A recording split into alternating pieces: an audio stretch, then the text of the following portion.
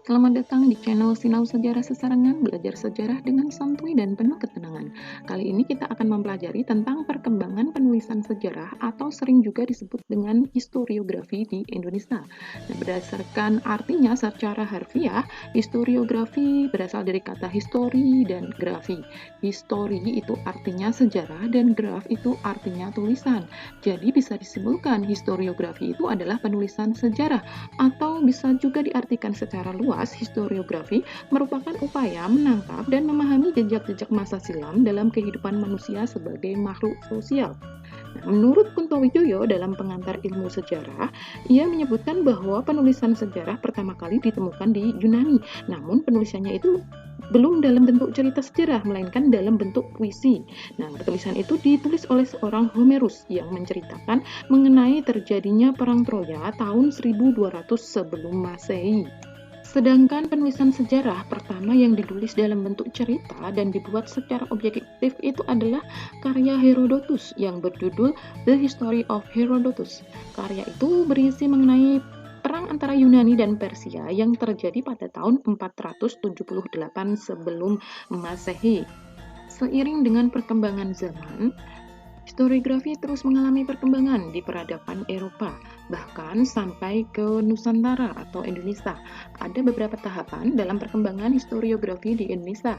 Nah, yang pertama itu adalah historiografi tradisional, historiografi kolonial, historiografi nasional, dan juga historiografi modern.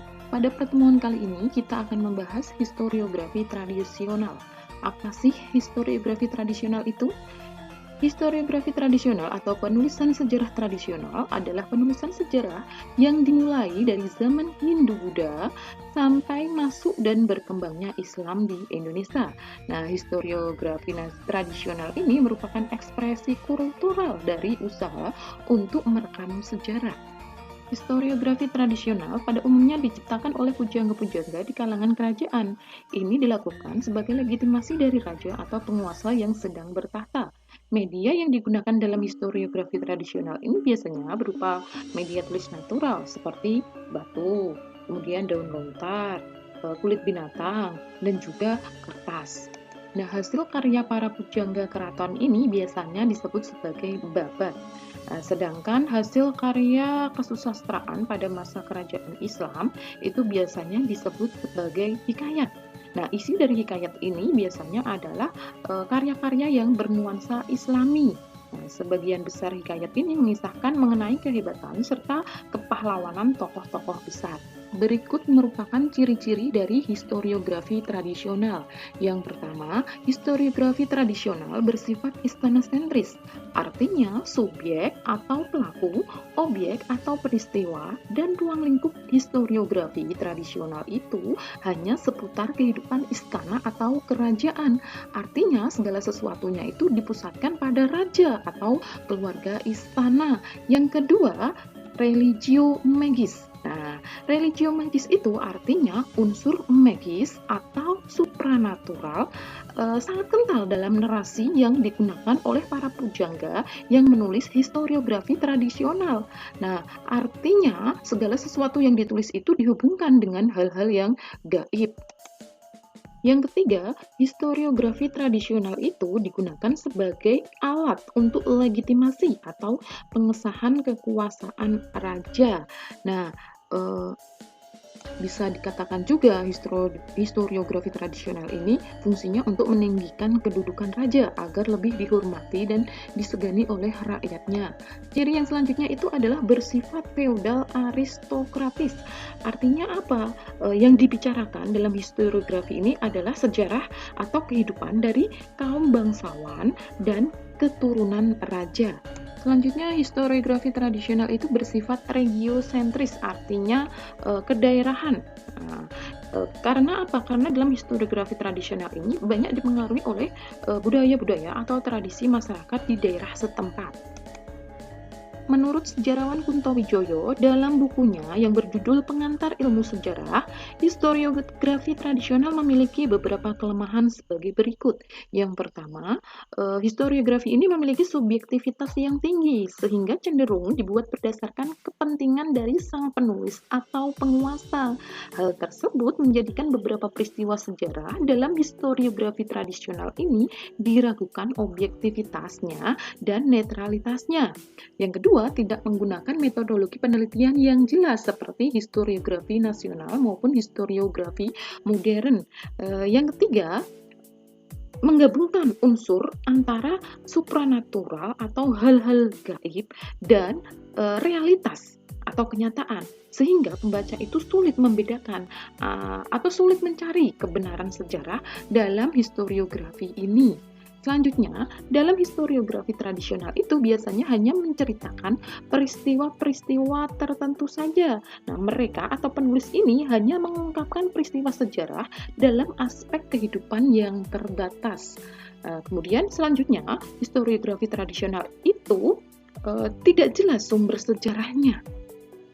Selain memiliki kelemahan, historiografi tradisional ini juga memiliki beberapa kelebihan. Yang pertama, romantisme.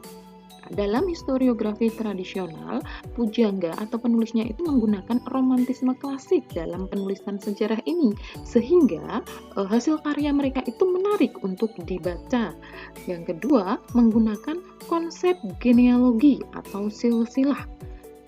Ini mereka lakukan untuk menunjukkan kesinambungan yang kronologis dan memberikan legitimasi yang kuat kepada penguasanya. Misalkan kalau kita cermati, silsilah dari kerajaan Singosari mulai dari Ken Arok sampai kemudian Kertanegara, kemudian berpindah ke Majapahit kepada Raden Wijaya sampai ke Brawijaya V itu selalu ada kaitannya dan dapat kita saksikan pohon silsilahnya itu secara runtut dan lengkap. Berikut beberapa contoh dari historiografi tradisional. Yang pertama, ada kisah tentang Mahabharata dan Ramayana. Nah, kisah Mahabharata ini tentang kehidupan Pandawa dan juga Kurawa. Sedangkan Ramayana ini kisah tentang Rama dan juga Dewi Sinta. Yang kedua, ada Pararaton. Nah, kitab Pararaton ini adalah salah satu karya sastra peninggalan Kerajaan Majapahit yang ditulis dalam bahasa Jawa Kawi. Isi dari Pararaton ini memuat tentang sejarah raja-raja kerajaan Singosari dan juga kerajaan Majapahit. Nah, kitab Pararaton ini sering juga disebut sebagai pustaka raja atau kitab raja-raja. Selanjutnya ada kitab Negara Kertagama atau sering juga disebut sebagai Kakawin Negara Kertagama.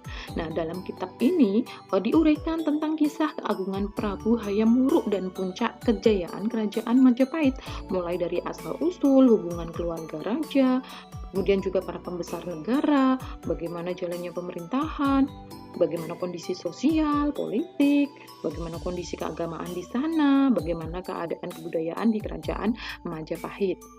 Selanjutnya ada Hikayat Raja-Raja Pasai. Nah, ini merupakan sebuah karya dalam bahasa Melayu yang berisi tentang kehidupan Kerajaan Samudra Pasai. Menurut para ahli, sastra sejarah ini diperkirakan ditulis pada zaman Sultan Malik Al-Saleh hingga sebelum tahun 1524 itu ya, sebelum Samudra Pasai ditaklukkan oleh Kerajaan Aceh. Contoh historiografi tradisional selanjutnya itu adalah Babat Tanah Jawi. Nah, Babat Tanah Jawi ini ada beberapa buku ya. Isi dari Babat Tanah Jawi ini secara ringkas itu memuat silsilah raja-raja Jawa sejak zaman Nabi Adam, kemudian zaman dewa-dewa dalam agama Hindu itu, kemudian kisah Mahabharata juga ada, cerita Panji di masa Kediri ada, era kerajaan Pajajaran, Majapahit, Demak, Pajang, hingga Mataram. Dan cerita dalam Babat Tanah Jawi ini berakhir pada masa Kartasura atau runtuhnya Mataram. Selanjutnya, contoh historiografi tradisional itu adalah Hikayat Aceh. Nah, ini merupakan naskah kuno yang tertua di Nusantara. Dalam Hikayat Aceh ini berisi kisah perjalanan Sultan Iskandar Muda sebagai seorang sultan yang paling kuat dan besar dalam Kesultanan Aceh.